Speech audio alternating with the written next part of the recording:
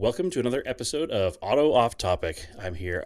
This is Brad here with Andrew, and we have a guest tonight who goes by the name Jeff. Hey guys.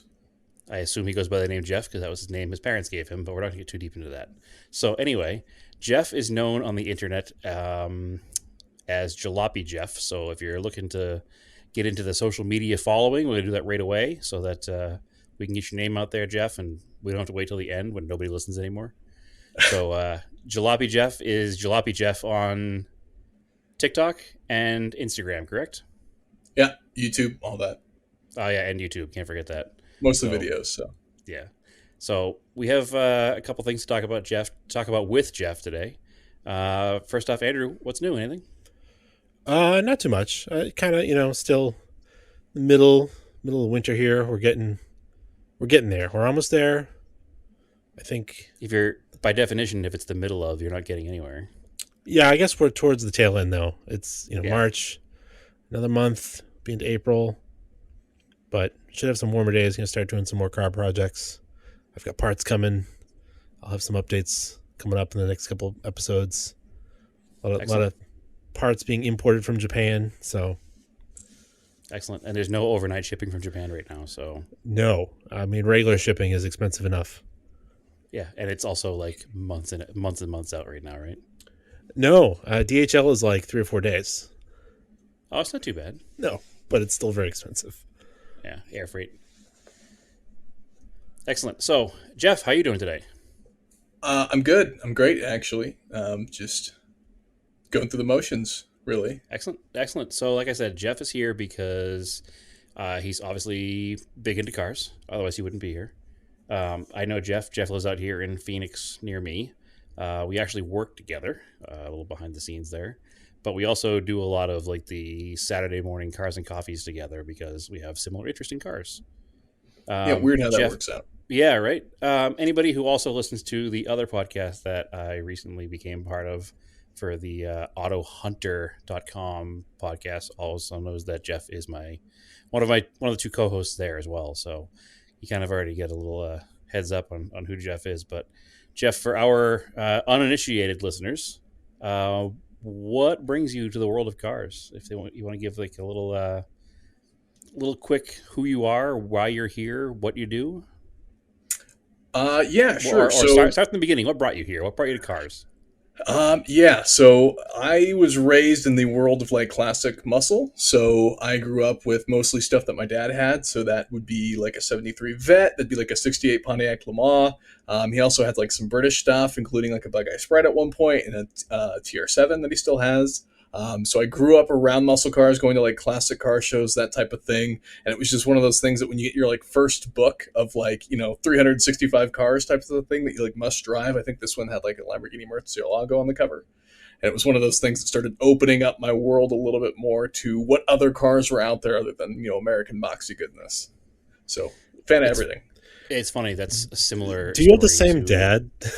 Yeah, I was going to say, I grew up with my father with muscle cars and the occasional British sports car mixed in. So there's some heavy similarities there, which is probably a big reason why Jeff and my car taste is very similar. We notice we have some pretty hefty disagreements on some of the hot rod stuff, which we were talking about earlier today, actually. Yeah.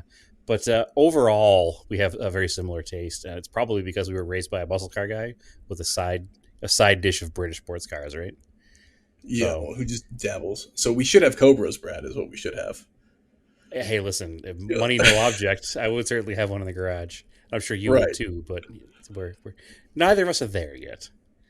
Yeah, let's hope that we can take this social media to the next level, and we can all afford Cobras someday.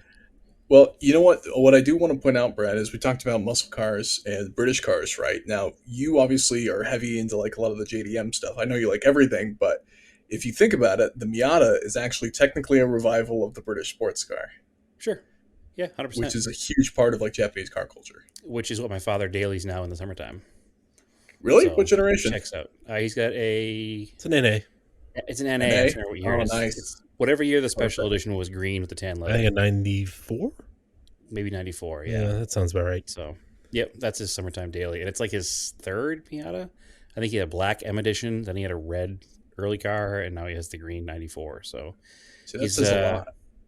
yeah, he likes Miata guy. He's Miata guy for sure. So and we've covered this before on the podcast that I'll take a little credit for opening his eyes to some of the Japanese stuff because he also now owns some Mazda RX-7s and a Celica, and he daily drives a Toyota as well. So his other daily is not a Miata, is a Toyota FJ. So he definitely has expanded his interest as well. And I like to think I had something to do with that. Maybe not, but he didn't like RX-7s at all. I know that when I was a teenager because he did not want me to buy one at all. So anyway, so Jeff, what is it that you drive now? I know you told me.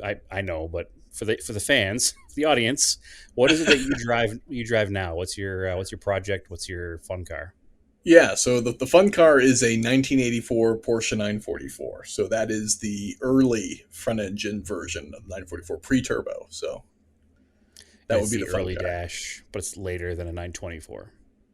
Right. So wide body, flare boxy fender goodness that you see on, lots of Radwood things and related Yeah, or movies as of late. we always have a conversation about the Starion versus 944 at work. So that's also where we're very similar because I've always had Starions and you have a 944. So it's like the Starion is kind of the Japanese 944, I guess. And Very they both similar. have race history. But what I would say is the 944 is the one that's being featured in more movies lately. Yeah, So because there's more of them take out that. there. Oh, well, they If did we crush must make one it a in the Marvel competition, movie. yes. But Yeah. did Jackie Chan ever drive a 944? That's a good question. Somebody somewhere will probably have that answer. But Liam Yeah, Neeson drove a 944, so Ooh, okay. Did he find his kidnapped daughter while driving it? no, it's whatever that current movie is. There's a movie Oh, something night. He also Blacklight. drives like a Hellcat. Blacklight. Yeah, Yeah, that's- there's 944 chase scene in there. Oh, that's interesting. It's funny. Liam Neeson always seems to get his family kidnapped. I wouldn't want to be related to There's him. also Yeah, he's a terrible father. There's also a 944 in Gunpowder Milkshake. Yes, I did watch that. Netflix. Yes. That's a Yeah. ridiculous There's movie. also a beautiful scene in the latest Disney film, where Marvel film, excuse me, where a 944 gets crushed by a bus. So Yeah, that one's yeah. depressing. You see it for half a second, it gets crushed.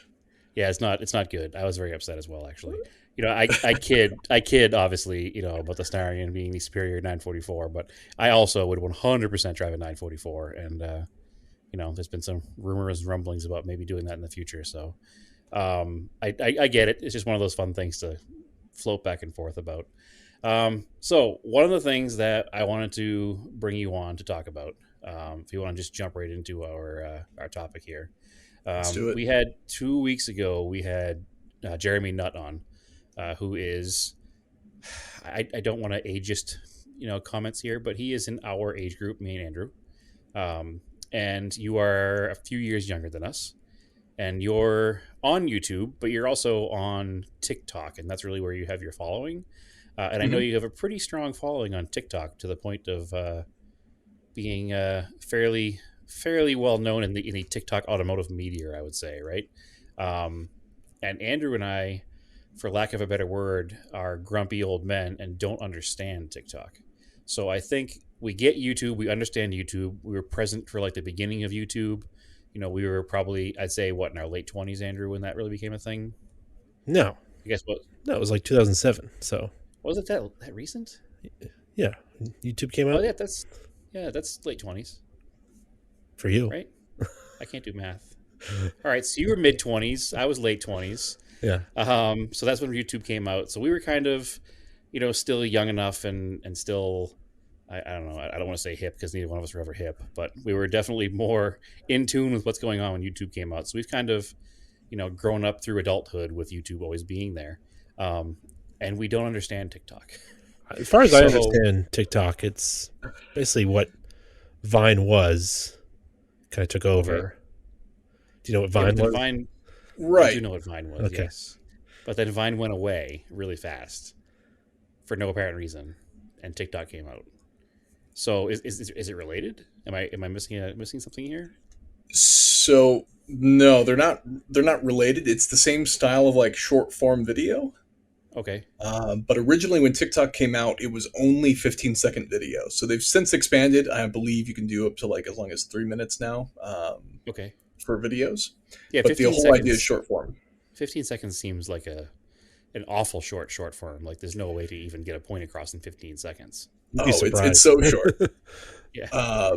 Yeah, some of these, car videos and stuff. If I'm ever trying to explain something, I probably have to try and revise it, and it will go through like saying something like 20 times before I finally go, "Oh yeah, that sounds good. Doesn't sound rushed, and it fits in 15 seconds." All right, so that's where I want to start. Car videos. Obviously, you're a car enthusiast. You're Yep. on. You're on. I almost said Vine. You're on TikTok to make car videos and to be in the car space. Right. Why did you choose TikTok? Was it just because it's what the hot thing was now? Is what's the point of? How did you get there? All right. Yes, this is good actually. Okay, so I started with YouTube in college as a way of like I want to do more with cars. And originally I was in Flagstaff, Arizona, which isn't a great car scene. There is some good stuff, but it's not like ideal. And just started that on a whim, and it wasn't going great when I moved down to Phoenix. But then when I was like in the midst of like the big car scene that Phoenix has, COVID happened, and Right. so all the car events stopped. And I was sitting at home, and I was like, I can't do a lot of my normal content. Like, obviously, I could do various things here and there, but I wanted to still try and do something because I was pretty limited. And then I started seeing like the TikTok advertisements that I'm sure everyone can remember at that point that were just kind of showing up on everything on YouTube. Even I think there were TikTok ads that I was seeing I'm sure regularly. there were. Yeah. Yeah, and I was I just don't. I like, don't oh, that remember looks because again, ridiculous. we're not really the target audience. I don't think so. I don't. I saw him I on wasn't TV. really aware of. I wasn't really aware. Yeah, we talking about cable, Jeff. You know what cable is? Yeah. I do. It's overpriced. So essentially, what happened is I just for funsies I had like a good clip of some stuff that I was like, okay, fine. I finally caved, downloaded it. Just kind of looked into it. I was like, you know what? For fun, I'm gonna post one video I had from an event, and I kind of trimmed it down, cut it down, so it like work in like the mobile vertical format that TikTok and like most social media platforms have, and just posted a video, and that video like just started doing pretty well. Then it started doing really well, and then it had like 100,000 views in like a few days. And so I was like, okay, this is the most success I've ever had with any video, any content I've ever put out there so far. So that was like the sort of okay, YouTube was going okay, but it wasn't really going anywhere quickly. And then TikTok just took off, and I was like, okay, there could be something here. So what is your follower count on TikTok? It's pretty high, right? Something like it's many thousands, obviously, right? So currently, to the exact follower, it's 73,860. So that's a lot of people watching your content. Yeah. Like a lot of Yeah, it's people. yes. The way I was told to look at it was, even when you only have 5,000 people listening, right? Like 5,000 will fill a lot of stadiums. And then so just anything beyond that is an insane amount of people. Like, could you imagine trying to talk in front of that many people? No, 100. So percent it's a lot. Even just this podcast, which has 2 or 3 listeners. Actually, only 2 this week because you're a guest instead of a listener. I have a hard time having that conversation and being aware that everything I'm saying is recorded and for the lack of Yes. a better term, could be used against me in a court of law. So I'm always trying to make sure that I slow myself down and make sure we say the right thing and we don't get ourselves caught out there and saying something that's bad. And I joke that we have 2 or 3 listeners, but we certainly don't have 70,000. And I can't imagine the pressure that must put on you to make sure you're correct in everything you say. Or does it not matter because TikTok is so short form? So yeah, there is some of that, and it kind of goes. It depends on what content you want to create. Obviously, I don't have top 1% creator stuff like you see some of like the people with 6 million or Charlie D'Amelio and some of those people that have. I want to say like 100 million, but that sounds like a lot. Granted, that's also on a global scale. It's a lot of people. But yes, that's like obviously top tier. But still, I mean, He's on next week. I'm jaw dropped by what I was able to come to essentially. It's a ton of people, and you do have to watch what you say. And the most frustrating thing is that TikTok doesn't actually let you go back and edit your videos once they're posted. So like if you do something that you mess up or whatever that you notice, you have to delete that video and then restart from there. Oh, interesting. So it can be a little bit stressful in that regard. Well, I know that in my limited experience with video and things, I was just yelled at today on the internet on YouTube, so I can only imagine. And we had what, maybe 50 views of that video already. That's it, and one person yelled I at me, so I can only imagine the comments that you get from people. Now, that's another thing I don't understand on TikTok. Can people comment directly to you? Yeah, so there's obviously there's like DMs, and there's also like Q&A things that people can kind of post to your channel, and then there's also like your obviously your regular comment section for all the videos and things like that. Which you see some, depending on the video, you'll see people turn off comments and things like that. Who are just tired of seeing some of that. But for the most part on my channel, it's generally pretty positive. Obviously, with cars being cars, and obviously all sorts of brochure readers and things like that out there, you will have like the occasional person that'll be like, "Oh, that's not possible," or "That would never happen." But for the most part, I would say it's like generally pretty positive, which is cool. Which is not the internet. Not normally, no. Yeah, yeah. Andrew, what we're talking about is we're doing some of these little videos for work. Yeah. And I posted one. We posted one today, in which I am talking about this 1968 Dodge Coronet, and I call it Hemi Orange because the car was repainted in Hemi Orange. Right. And the first and only comment so far in the video was, "You dummy, that's vitamin C orange." So I was like, So "Cool, I used to work thanks." for 1A Auto, and yeah, we would try not to look at the comments because let's see, when I started there, they had 700,000 subs, and I think now they're over 1.3 million. There's a So lot of yeah, subs. you get a lot Yeah, of ridiculous comments sometimes on the videos. Well, you that's do. that's I why I think wondered. YouTube's worse. Yeah. That's why I wondered with TikTok, where you have 70,000 people. Like, we talk about a few thousand, between our Instagram feeds and this podcast, and generally it's pretty positive because it's only a few thousand, and most of them have interacted with us, whether it be through DMs or messages on Facebook or in real life or whatever. We're not just behind a camera, behind the mic. Like, we go to events, people know who we are. So Hmm. I think we have a little less of that. I don't know, that unfiltered internet coming our way. I don't know. Nobody's ever been mean about it for the That's what I podcast. mean. Yeah. And it's funny because after we had that comment on the work, well, actually, it wasn't on YouTube. It was on our Facebook page, which is even better. And Andrew, I'll send you a link to the guy's profile later because it's hysterical. Um, the I forget where I was going with that. Oh, so I went through all of our YouTube content and I read like every comment on our YouTube Nope, today. don't do that. And there isn't That's bad. there Yeah. isn't a single negative comment on our whole YouTube. Oh, that's All right. I good. was quite surprised. I was happily surprised. The only negative comment was some guy told you forgot to put a washer on the Montero hub assembly, Andrew, which I don't think he did. I just think he was being, you know, thinking he knows more than you and trying to correct you for whatever reason. So I don't remember that was which the one that only was. like semi-negative comment out of everything I looked at. So Was that the manual hub one for the first gen? yeah, yep. Oh, I don't remember. So That we're either strangely doing did something like right. really well. Yeah, it has like 500,000 views or something stupid. Or 35,000 views, excuse me. Yeah, so we're either doing something very well or nobody's watching. And either way, it's fine because there's no negative comments. So it's all right. Yeah, that's really good for YouTube.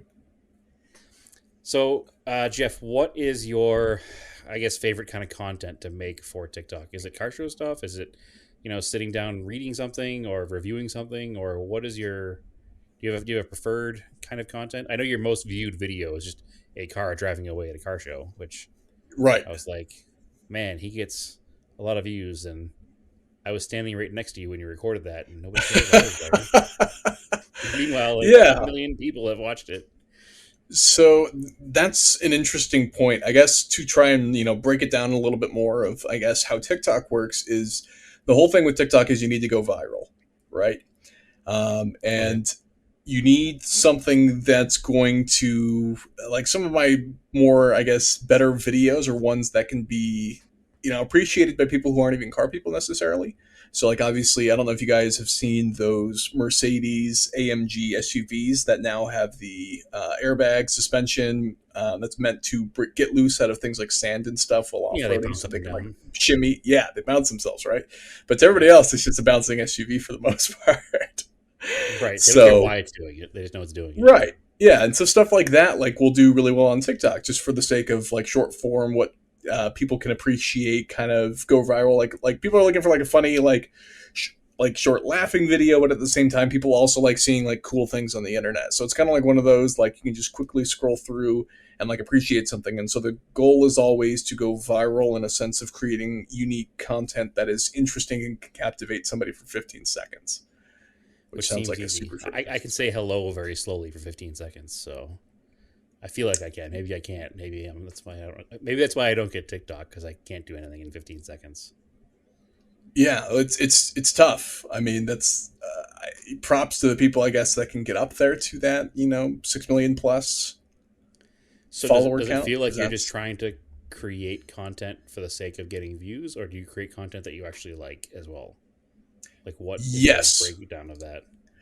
So, I mean, I'd be lying if I said the views didn't help motivate you, right? Obviously, it's always nice to get feedback whenever you feel like you're doing something well. Sure. And so getting comments and views obviously helps a lot with that. But at the same time, it's a great way to express yourself. So it's helped, I would say, drive some of the things I want to do in terms of just getting stuff out there. And I think the best part, and this even goes back to your question earlier. So the other day, I decided to go live while attempting to wrap the hood of my 944 matte black.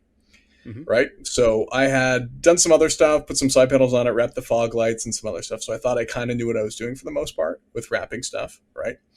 Turns out hood is much more complicated. So props to everyone that works at a wrap shop. It's really hard. I figured I'd start with my hood. The hood on the 944 is fairly square. There's some like major curves where it follows the windshield and some stuff like that, but it's mostly square. So I thought it would be easy. But what happened was during the live stream, I actually had two guys that worked at a wrap shop jump into the live stream and were like feeding advice into the comment section during the live stream.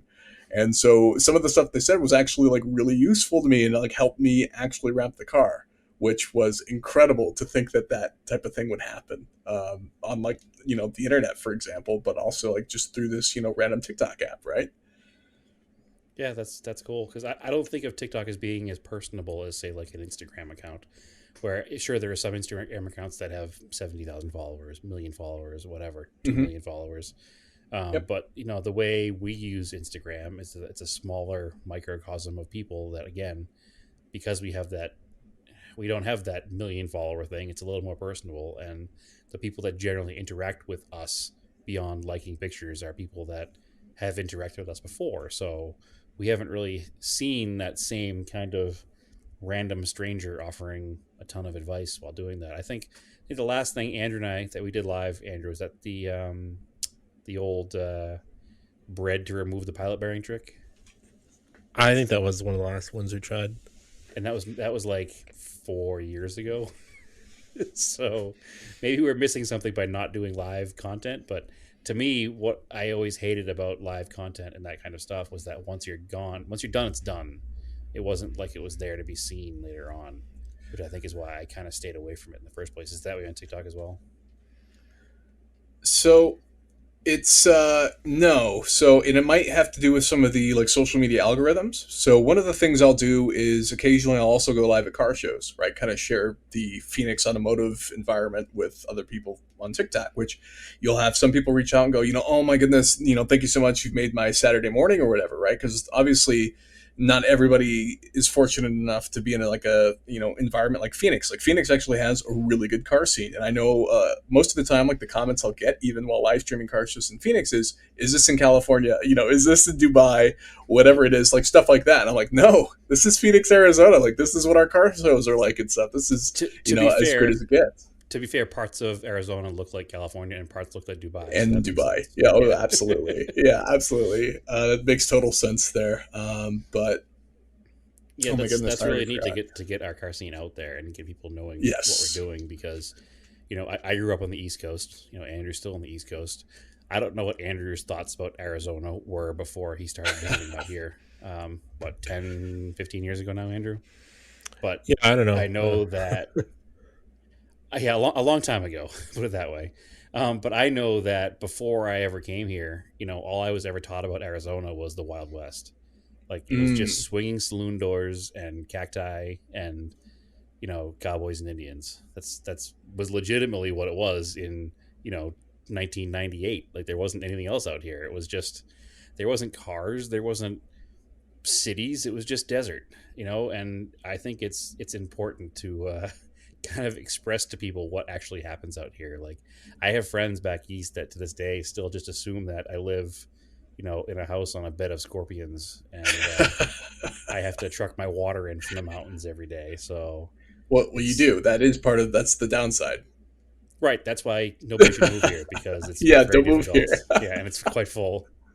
We're full. Get out of here. Yeah, Honestly, it is one of the largest growing metropolitan areas in the whole it country. is. They It say is. something like I don't know, was it 3,000 people a week are moving into Phoenix? Yeah, I Um, forget where it ranks there, but I think it's the sixth largest city in the U.S. Even it's I pretty could be pretty wrong, big. but It's 5 million plus people. So and the beauty of that is when you have that many people in one city, chances of there being more than one that are into the same thing are pretty high. If you're the 944 guy in southern Indiana, you're probably the 944 guy. yeah, Whereas yeah, you're a 944 guy in Phoenix, and I know like four more 944 guys.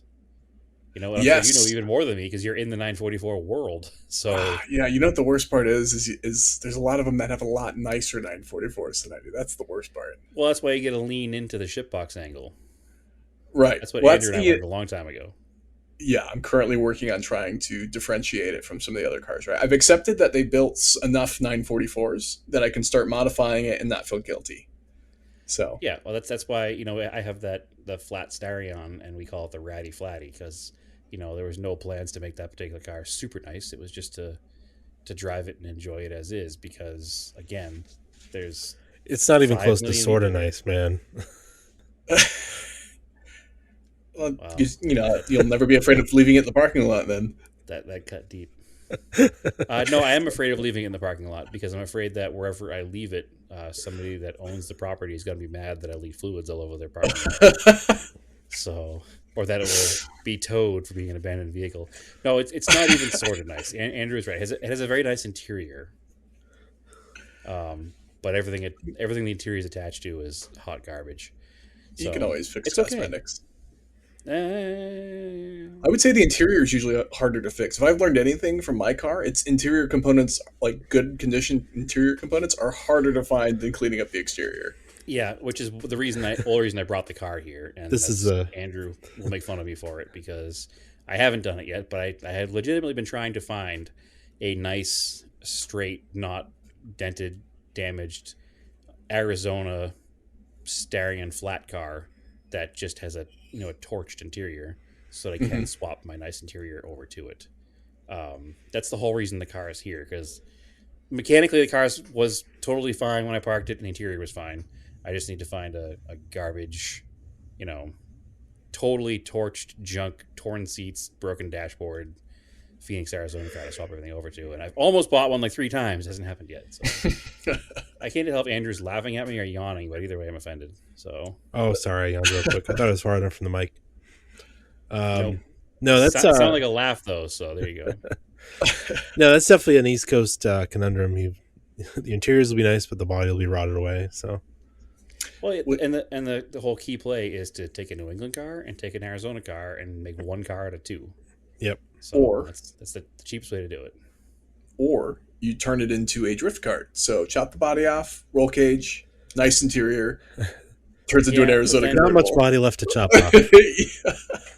yeah, Mother Nature has done most of the drift karting of my car. Speed up the So rest. Yeah. yeah, the problem is he's also taking care of some areas that would need to be, I guess, more structurally sound if I were to chop the rest of the body off. Also, I hate Hmm. drift karts, so I'm not going to do that. But Have you ever um, driven one? I've never driven one, and they were cool when they first came out. People first started doing them. I'm like, these are kind of neat. And then everybody was like, man, that looks like a death trap. And that dude got killed in his. Wait, what? And yeah, one of the first famous ones to come out. I don't remember. I think it was a Honda Oh based one. wow.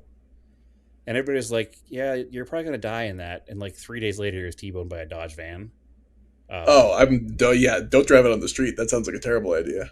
right. So uh, again, as I've said on previous episodes of this podcast, I am more aware of accidents now than I had been in the past. You know, so I'm a little bit more temporarily scared of getting killed in a car accident. I'm sure that will pass once it's been another few months of not getting in a car accident, but I'm still Yeah. I'm If still it kind makes of you feel there. any better, so my Ram was recently rear-ended. Well, not recently, less recently than your accident. Yeah, But when it was rear-ended, I still check my mirror regularly whenever somebody's right. pulling up behind me. So I think that's a normal reaction to have to car Well, accidents. Is to we've like talked about be that before. Like we drive differently in our vintage cars than we do in our modern cars anyway. You know, right. we're I heightened awareness when driving a vintage car or a motorcycle in traffic. So, Yes. but anyway, now that we're way off topic, your 944. Let's turn the tables a little bit here, and we'll get back to TikTok with the 944 in a minute. But your 944, you talked about how you don't think it's as nice as others. I've told you a lot of times that I think the car is really cool the way it sits. It looks really good. It's got that like it's got an honest patina about it. I wouldn't call it a crap can. It looks nice. It's very presentable. It just looks like it's a 1984 car, so it has a little bit of wear from being around for almost as long as I've been around. So that makes it okay. Um, what are the plans for the car, and what have you recently gone through? You want to give us a quick, not necessarily quick overall everything, but what are some of your project car stuff that you've done? Because one of the reasons I wanted to have you on is because you're coming from a different side of automotive enthusiasm than we are, whereas you are significantly younger than us. So, you're earlier on in your whole journey of automotive enthusiasm than we are. I just kind Mhm. of wanted a fresh outlook on some things that maybe might be a little refreshing for us and for some of our listeners that are in their, Okay. early middle age, So I guess. yeah. So to break it down, I guess I should start with why how I ended up with a 944. So originally, I was looking for something that I could buy in cash, not have any payments, something that was affordable but fun. So really, what I was looking for was a manual, fun car that was rear-wheel drive. That was pretty much the only hard rule. It's got to be manual. It's got to be rear-wheel drive. So I was looking at things like C4 Corvettes were kind of in the same price range, like New Edge Mustangs were kind of in that price range. Obviously, 944s were in there. There are a couple other cars, just like things I was looking at. Originally, there was a car down in Mexico, like not in Mexico, but on the border of Arizona and Mexico. And they had a 944 for $5,000, I want to say, but the interior was torched. So it would have been a perfect Brad type of car. Right. But then this one, and I bought it. This one came up on Facebook, and I bought it the same day. Car comes up, same asking price as the car that was down in off the border of Mexico and Arizona, and same price. And so I went same day, bought the car as soon as I showed up, bought it. The car has 80,000 miles, or 81 now, about 81,000 miles. It's an 84, so like we mentioned, it's got the early stuff. So that's the second year, I believe, of 944 production. 5-speed manual, brown and tan interior, but guards red on the exterior. What I've gone through with it, so it has since caught fire twice. It's electrical fires, so that involved I got a new old stock harness and replaced the entire wiring harness in the car for all the engine management stuff, which included new alternators, some other new parts, and things like that. And now the car runs beautifully. So far, knock on wood. So the car had all sorts of things wrong with it. Obviously, it wasn't a perfect car. There were things like door handles weren't working, pop-up headlights were not functional at all. There were a few other, miscellaneous things that are just not quite right. So I've been taking my time slowly repairing it. Just kind of getting through it. Obviously, the fire was a bigger setback. That was a little bit unexpected. So now I know more to look at wiring, at least for 80s cars and things like that. You probably don't have to worry about it so much with 60s stuff, obviously. No, they still So I've burn. just kind of been repairing it. Yeah, I I, suppose it I think depends. one I But think one of the things that impressed me early on, meeting you and learning about your car was that you had a fire. Actually, I think you were on the way to work when it caught fire. yeah, I Um, was actually. we Yep. we did a little diag in the parking lot and made sure you could make it home without catching a fire again by unplugging the right things. and you made it home, and then I've known a lot of people over the years that they'll get to that level in their car. Uh, Hmm. One of them probably being me. And then I would never see the car in the work parking lot again. Hmm. It would just languish in your garage. You would never touch it. You'd never fix it, and it would just be too daunting of a task to replace an entire wiring harness. That's for your first major repair on the car. Like a wiring harness is not an easy repair. That's not something that you can just get in there with lefty loosey, righty tighty and fix it. I mean, it involves planning and taking a lot of the car apart and remembering how to put it back together and properly running the Yes. wires and making sure that they have the current going through them and diagging wiring. And that's short of rebuilding an engine, I think that wiring problems like that scare more enthusiasts than anything else. So the fact that the car wasn't at work for like, I don't know what, 2.5 3 weeks because you're most of it waiting for the parts, and you Yep. just fixed it by yourself in your garage, and then it came back to work, and you're like, well, I made it here, but my turn signals don't work, got to figure that out. And then you went home and fixed that, and then I was just impressed by the drive that you had to actually do that. And I know too many people, and like I said, I'm guilty of this myself. Andrew will tell you that whenever I used to break a car, I would just park it and buy another one. So, which is why I'm in the product I'm in now, but that's beside the point. So it was kind of refreshing for me to see the car back in the parking lot one day and be like, man, he dug into it, he knew what he was doing, or if he didn't know what he was doing, he faked his way through it until it worked, and now you could Lots of probably that. replace wiring in most cars. It doesn't.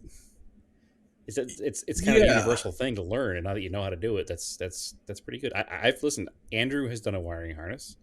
I've never done a wiring harness. Andrew's always helped me with wiring because I have always been, frankly, scared of it as well. So I was definitely impressed. Well, I would say fear is kind of what drove me to that. First, thank you. I appreciate the kind words, but fear is what drove me to it. So when I was kind of looking over the car, I started looking at things like obviously on the early cars, the fuse boxes underneath the dash. And when I was taking a look at that, I saw a lot of raw wires, Right. and that was one of those things that it was like, okay, I could replace, try to replace some of the wires and things that are obviously showing, but it would, who's to say that the fire wouldn't start from another part of the car? If even if I replaced those bits of wires and even some of the connectors were a little bit melted, and I figure, hey, look, the lights, the light harness burned up the first time. The second time it burned. These are all electrical fires. The alternator wiring harness burned up. So it was pretty much well toasted at that point. There's even some black spots on the hood still from where the fire did its best to try and burn the car down. But it was one of those things that it was like, okay, the only way to do this right would be to replace the harness, which obviously the right way would be getting lots of plastic baggies with sticky notes and labels. And you put every single bolt and all of the pieces, take tons of photos, which I didn't even take enough photos. I knew to take photos from my experience of working on older cars with my dad growing up. I knew to take photos, and I still didn't take enough photos when I was putting it back together. So it is a lot, but I would say, like, if you take your time, I would say it's definitely doable. Yeah. No. Hey, listen. I'm happy every time I see it at work because it's nice not being the only person that likes driving old, questionable reliability cars to the office in the morning sometimes. So it's it's Well, it's good to see it, and it definitely. I don't know. I guess it's that whole like everybody talks about the end times of automotive enthusiasm and how nobody's going to care anymore, and all the cars we care about are going in the trash. And then you're somebody in your 20s who is just as into it as Andrew and I were at that age, and just as into it as your dad was at that age. And obviously you had that experience from your dad, but there's a lot of younger people that I've met through going to the car events. So some of them are trash and they drive new Chargers and do donuts in intersections, but some of them are good and they'll fix a wiring harness on a 944, or build a hot rod Miata from the ground up, or whatever the case may be. There's a good amount of young car people out there, and I think that's what's kind of important to remind people that we're not a dying breed. Maybe it's the fact that there's 500 or 5 million people here, and I'm just seeing more of it here. But man, there's a car event almost every night in this city, so it's they might not all true, be but the I one you want to go to, but there is something. well, I think that what cars are, being interested in by the various ages, I think, is what's changing a lot, though, right? I think it is, but I think a lot of it is financial gatekeeping. Mm, It'd be very difficult for you to go out and buy a muscle car at 22 years old, 23 years old, just because right. the pricing is out of control. You know, you want to buy a 57 Chevy, you better have $50,000. So it's, I bet that young people would love to own these cars, and I think what we're going to see is, you know, as the older generation moves on, some of those, maybe the numbers matching cars and the crazy, you know, heavy cars and, you know, matching number big blocks won't go down a lot, but a lot of the less desirable stuff is going to start falling in price when there's less buyers for them. It's just the way it's going to be. And, you know, I'm hoping that, you know, 10, 20 years from now, you know, when there's less buyers whose first car was a 57 Chevy, that maybe a 57 Chevy price will drop a lot. And, you know, somebody who's 25 in the next 15, 20 years will be like, oh, that's a cool old car. I bet I can make that work and keep Hmm. that car on the road. So I think that's kind of a thing that's happening. And, you know, you said it yourself when you're looking to buy a car, you wanted to buy a fun toy car that you could pay for cash, Hmm. you know, and that's how you wound up in a 944. Like, it wasn't you grew up with a picture of a 944 on your wall and you're like, someday I'm going to have a 944. It was kind of this is what I want, and whatever I can get in that price range is how I want to buy it. And, you know, that's, I think more people need to do that, you know. Yeah, I think there's something out there for everybody. I think a lot of people get caught up in, I have to get this car or that car or whatever's new and trendy, right? But I think because like this, even the 944 gets a fair amount of comments, and it's not an expensive car. They're pretty reasonably priced, I would say, for what they are. I would say at 5 grand with 80,000 miles, you did well, even with the work you've had to do. You're certainly not upside down on that car, and it's gained value since you bought it. But I think you did pretty well at $5,000 in that car for sure, or whatever you paid for the car in that range. Anything that number or less is great. Put it that way. What are the kids buying these days? Other than Chargers, Challengers, Camaros, Mustangs, or Chal Cam Must Charge Chals Chal what is it? Chal Cam Must Challenger, Charges. yeah, Yeah, there's a bunch of jokes like that's that. what the kids are mostly buying. But what we're seeing a lot of, I would say, and Jeff, correct me if I'm wrong, because you know you might be a little closer to it than I am, but we're seeing a lot of JDM import stuff. Hmm. Not R32 GTRs and No. R33 GTRs so much, but like Mitsubishi FTO or a Nissan Laurel sedan or a Toyota Crown sedan, or just these kind of fairly pedestrian cars in Japan that are exotic here because they're right hand drive and because they're a Hmm. car we didn't get. Um, you can buy a nice JDM import for $10,000. You know, if you're not looking for that, you know, Honda Beat or AutoZam or R32 or Evo. If you just want like a quirky kind of different Japanese import that's a rear wheel drive sedan, which there are way more rear wheel drive sedans in Japan than there were here. Yeah, You can buy a car for $10,000 or so. Obviously, there's still Miatas everywhere, Honda Civics everywhere. You know, it's just I kind was of gonna the say all the drift text cars. Yeah. all the drift tax cars, unfortunately. Well, But even those are starting to become even rare out here, where they're more plentiful. Like, we don't see a lot of 240SXs at shows anymore. You know, you go to Hmm. a show like PAVs on a Saturday night, and you'll see some of the 350Z drift cars, but maybe one Yep. 240. You know, we were talking the other day. I was talking the other day with some friends because I haven't seen a clean FC RX-7 that's not a convertible in a long time. Well, that was my No, point nobody to has you. them. They don't exist. Yeah, they don't. It's also hard to find a manual car. I have not seen a manual hardtop FCRX7 like Right. ever And for sale. yeah, they're very hardly ever come up. And when they do come up, they're absolutely trashed. Or somebody bought it to do a drift car and never finished it, but they got to the point of taking it apart and that's it. all right. Right. So yeah, So there let has me ask you both this: if you had 5 grand, you know what you paid for the 944, Hmm. and you were going to buy a fun car today, what would you try to buy? whatever car is $5,000. You almost can't buy an Miata for that anymore either, unfortunately. Yeah, you can buy one with problems for that. Yeah. I know what I would buy, and it's only because I'm not normal as everybody else. But um, like an early '80s Corolla sedan, like I think they call it a TE72. So they were the square body sedans, and they're $3 to $5 grand for a driver. I can see some younger kids getting into that. And that's why I pointed that out, because there are a few young kids that have them here. There's a tan colored station wagon that goes to a 4x4. I'm sure Jeff has seen it before. Um, which actually the driver of it drives up to 4x4 for Saturday morning meets from Tucson. So it's like a 2 hour drive to get there for 7:30 in the morning. So that's dedication in a 1981 Corolla. So, but there's definitely a few of those out there. You know, the A86s have the drift tax. You can't buy one of those for $5,000 anymore. No. I would say a 350Z.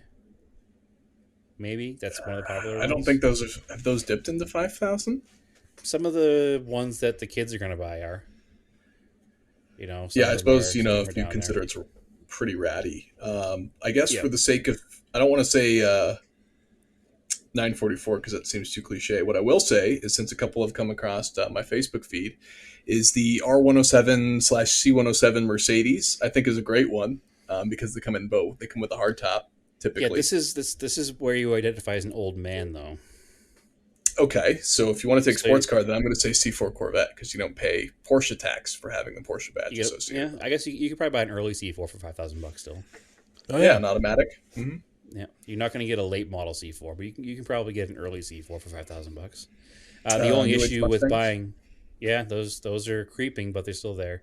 I think the only issue with buying a Corvette for somebody who's young is insurance is going to be a nightmare. Just because it's a Corvette, they have that stigma.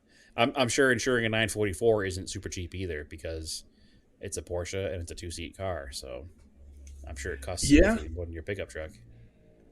It doesn't actually. It's definitely less expensive than the pickup truck. Pickup truck makes you second guess a lot of things. Don't buy a V8 pickup truck if you live in a big city and commute a lot and don't need the bed every day. Right. Oh, I think that's a statement that everybody should hear and live by. But it's good to have when you need it, but it's such a pain when you don't. Right. Yeah. Right. I know. I use it like once every 6 months. Yeah, as somebody who dailyed a giant pickup truck for a while, I get it. It's more burdensome than it is practical most of the time. But anyway, so going back to TikTok, and combining it with your 944 and car stuff, is there a lot of car repair stuff on TikTok, or is that more still on YouTube? Yes, Chris Fix is on TikTok. I don't know if you guys are familiar with him. Oh yes, I'm kind of familiar. Andrew knows who he is for sure. Yep. Yeah, top competitor when we were at 1A. Yeah, so he I mean, not Chris Fix aside, there's lots of guys that actually post a lot of like useful tips. There's a couple people that I've followed people will even do build guides. So what they'll do is you can do playlists and stuff like that. So people will make just several part videos, just talking about like different things that they're doing. So like people will be like, doing Bondo filler, whatever, repair stuff, gluing stuff, and then all the way through like paint stages, and just make like 8 to 10 videos, as opposed to like one YouTube video maybe. And they'll make like repair tutorials essentially for cars, as well as like, people will make build guides and stuff. Like I remember one guy that had a Saturn, I forget the model, but he was essentially giving it an active aero wing. And he did a whole guide through TikTok about how he was going to add that wing to the car, all the research and things that he was doing. So yes, but it's in a very different form. Interesting. That seems like a YouTube video just broken up into multiple videos. Yeah, kind of, which is part of the problem. I know some people complain about how, it's part of like the social media stuff where people will intentionally break up the video, like, ooh, watch part 2 to find out the answer type of thing. And that stuff just drives me up the wall. But drive more views that way, the more watch through. Right. Because if you've got a super long YouTube video, people aren't necessarily watching the whole thing. You got to hit that sweet spot of where the engagement is long enough. That's also part of the algorithm. It's right. This whole crazy thing. Yeah, so there is some of that, but for the most part, there's everything for the car community on there. It's great. All right, I don't want to join, but I would like to encourage people who are on to follow you there. So I don't want to. I'm not gonna say I think that I'll see you on there, but I definitely hope that everybody listening to this episode that is on there will go ahead and follow Jalopy Jeff, because I have seen some of your content. There is some really neat stuff on there. Um, I've seen it, by searching for it when I first heard that you had this big, TikTok following. I was like, what is this all about? And anytime you hear a coworker has a YouTube channel, obviously you look at it and you want to you want to try to find ammo to make fun of your coworkers when you're at work, right? So you have to watch their YouTube videos. But Right. we have a couple others at work that have YouTube channels as well, so it's definitely a funny way to camaraderie, I guess. But yeah, so Jalopy Jeff, is it Jalopy Jeff AZ is your Instagram? Is that also your TikTok? No. So the Instagram is just Jalopy Jeff AZ, because the guy that holds the Jalopy Jeff name on Instagram just has it, and there's nothing I can do about that. So I'm kind of out of luck on Instagram, but it's normally just Jalopy Jeff. Okay, that's what it is on YouTube and on TikTok. Yeah, excellent. Which, by the way, if you guys should get on there. There's plenty of short. People, like most of the podcasts, will just put highlights from various things. So you guys have plenty of content. I don't think we want to do that. Editing, breaking things down. Jeez, that's a little rough. Honestly, maybe you're right. Maybe we should have more of a. I don't know. We struggle with this all the time. Just the whole understanding of social media and logarithms is so hard, especially when you are flagged by the social media companies as a business. So Instagram and Facebook think that we make money with this, so they want us to pay them money in order to be promoted through their platforms, and it becomes difficult. And I can post the same image, and we have a similar follow count, I'd say, probably, Andrew, you and I personally, and the Auto Off Topic page, right? And we can they're pretty close now.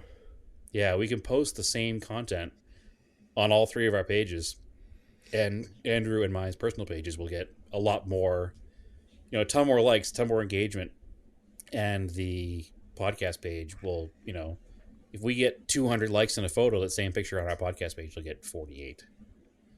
And I just think it's because we've been marked. We're considered to be a business, and they want their money. So yeah, and it doesn't seem like our follower count is a lot of bots either. It's pretty much real people.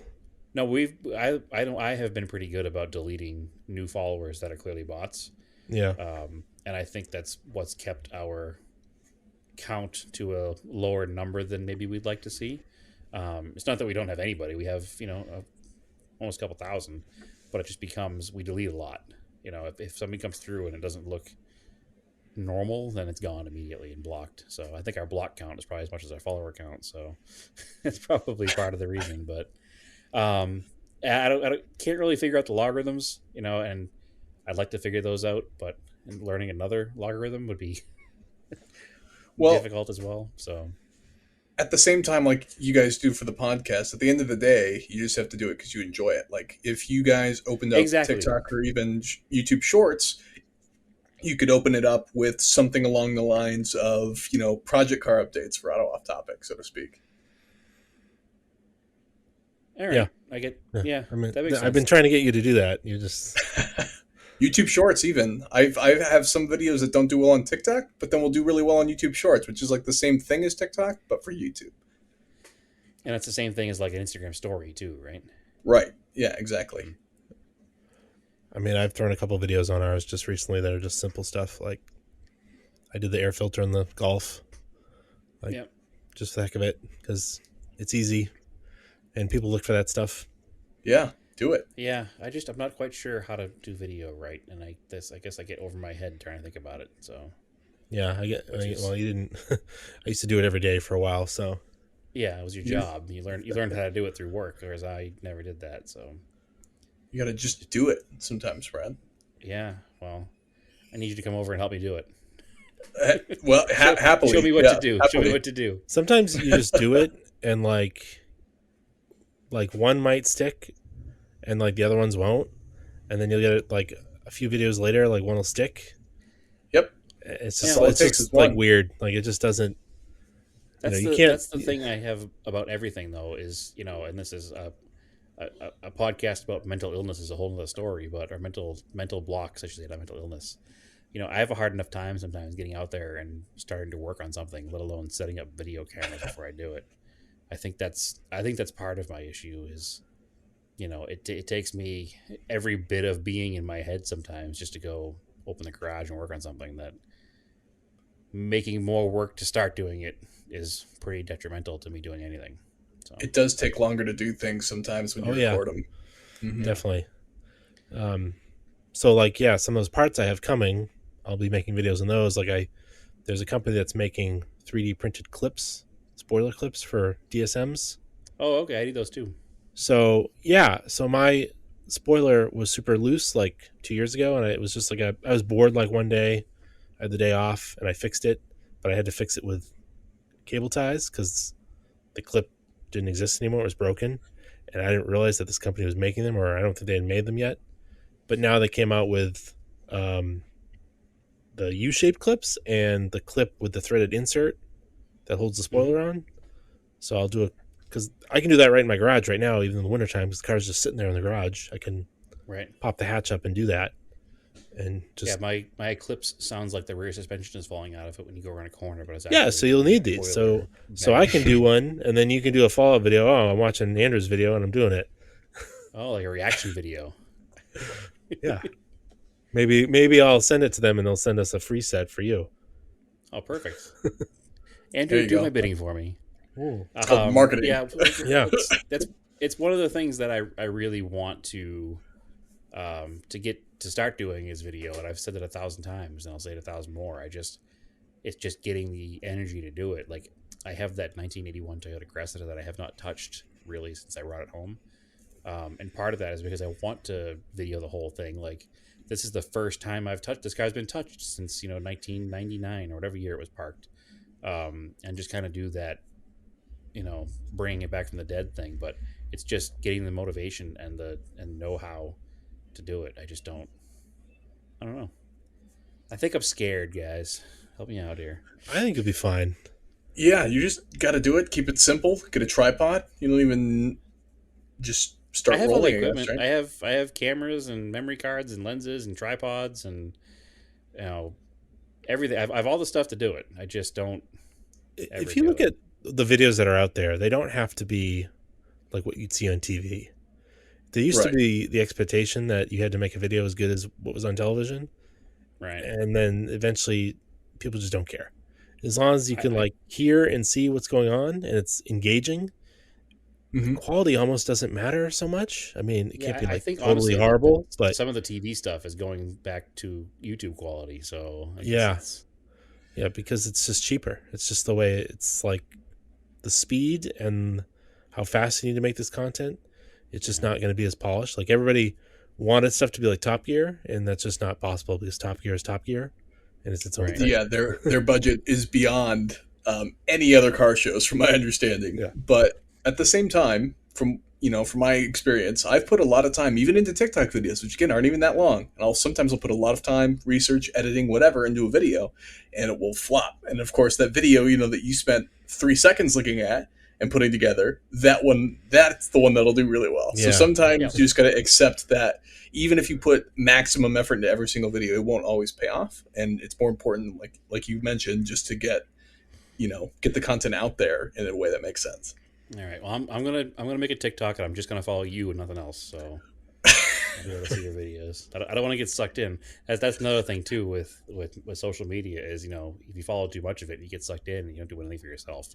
So I think it's part of the reason I haven't taken the plunge either. So I don't want to get into the whole habit of watching TikTok videos. So I already Oh, waste enough time on my but phone. there's rally videos on TikTok. There's rally videos on YouTube.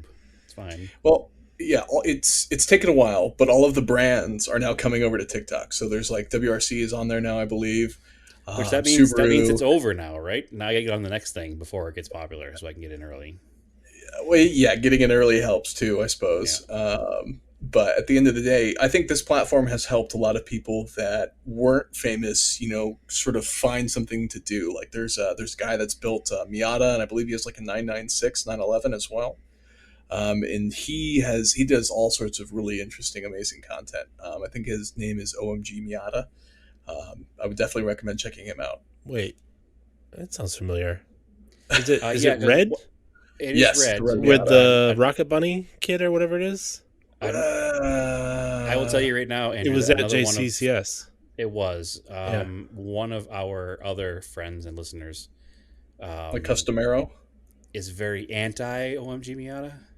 So that's why you're aware of him, because in his page he constantly posts things that are making fun of OMG Miata's content. So Yeah, that's I don't probably why remember who you've it heard of is, it. but Yeah, no, I've seen it. I've seen it elsewhere yeah, on Twitter and stuff. I know the car.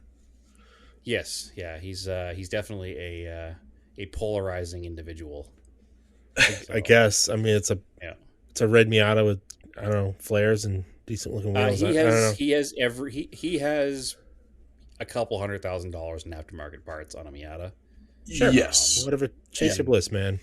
well, yeah, but I think what the issue is that from my understanding, he makes it all about how much money he has into his Miata, and that's Oh, the issue. okay. Yeah, I've only ever Oh, looked at pictures of the car. I don't watch yeah, these videos. yeah. It's neat looking. I bet it drives like absolute turd because it's twice as wide as a Miata is supposed to be. But that's neither here nor there. It's like the JDM Supreme guy. I'm like, whatever. Yep, Car collection's yep, really cool, and you have really good taste, and I appreciate that you're preserving these cars. yeah. But like, I don't know, you're kind of But like a grading person. yep, exactly. There's a few of those out there, but find who you want to find. And I don't know much about OMG Miata. I'm only speaking from secondhand experience. Maybe I would like his stuff. I just don't know what it is. But I will. If I do create a TikTok, Jeff, I'll go over there. Yeah, I guess that's gonna do it, Jeff. Thanks for coming on. Like that was actually fun, pretty fun. yeah. Um, Thank you guys. I do look forward to seeing your car as it progresses. I know what some of your plan is, and Yeah. I'm here for it. Put it that way. Yeah. So We'll see what when happens as the. we, we figure out I your was just, driving light situation, I'm excited about that. So, yeah. and Andrew and I are all about the oversized driving lights. So Baby steps. Oh, yeah. Mm. yeah, we're way into that. Brad Pretty knows how cool. to make a harness. I actually I do. I thanks to Andrew, he taught me how to make a light It's, harness for driving lights. Very I simple. mean, the light harness setup for Hellas is on the internet. You can find the wiring diagram. Yep. It's very simple. It's just a switch and a relay, pretty much. So Yeah, Oh wow. Yeah, that makes sense. I would do a Yep. switch to ground though. Do a ground Yep. switch, Yep, absolutely. Switch to ground and then the relay, and then because then that way you're only um, running the ground wire into the cabin. It's not powered. yep, and keyed power as well, so you don't leave them on. Yep. Ask me how I know that. Well, the problem with driving lights is they're not wired into your key buzzer. So you leave your headlights on, it buzzes at you. But if you leave your Right. driving lights on, it doesn't buzz at you. And then you go out to go to work the next day, and your car's dead. So I think the Well, last good. couple times we've done the trigger wire for the relay. I think maybe off of one of the headlight wires. we did that on the. We rewired the Starion fog lights. We did that, and we did that on your truck and my Montero. On my Colt, we don't have them to keyed power. It's always live. Just because the way the harness was, we didn't want to cut into the harness. Yeah. So it all depends. But anyway, so one more time, social media. You are Jalopy Jeff AZ on Instagram. Mm-hmm. Jalopy Jeff Jalopy Jeff on everywhere else. YouTube and TikTok and anywhere else. Or are those the main ones? Yeah, it's mostly YouTube and TikTok for video format stuff. Okay, excellent. All right, you can find me at TSISS350. You can find the podcast at Auto Off Topic Podcast on Facebook and Auto Off Topic on Instagram. And I think also, is it Auto Off Topic on Twitter, Andrew? That's right. And where can they find you? I am Racing Anger on Instagram and Racing Anger on Twitter. And we've got Scale Autocast on Instagram as well. We do, and actually, I think that we should sit down this weekend, Andrew, and record our first episode of that, because I think we should. I definitely have some time if you do. So Yeah, we're I supposed probably to do it do. on the first Monday, and we haven't had a Monday in the month yet. But if we can get it knocked out this weekend, that's going to be good. That's going to be a video format podcast. So that Scale Autocast is obviously going to be scale cars. So doing a video format, we'll be able to show show images of the vehicles or the toy cars that, excuse me, not toy cars, the adult collectible cars, Yeah. that are in our hands. I think we both bought some new lighting equipment and have a quick little setup to do. But hey, that'll be YouTube, so maybe we'll break them up and we'll throw them on a Instagram TikTok. stories or something because we already have Instagram. Yeah, honestly, we easily could. We could throw them on stories. The images of the cars. That short part of them right there. So interesting. But yeah, so we also have an Instagram page that is Scale Auto. Sorry, it's Scale Autocast. Yeah, Yep. you got it. Yep. All right, cool. So as always, keep cars analog and aim for the roses.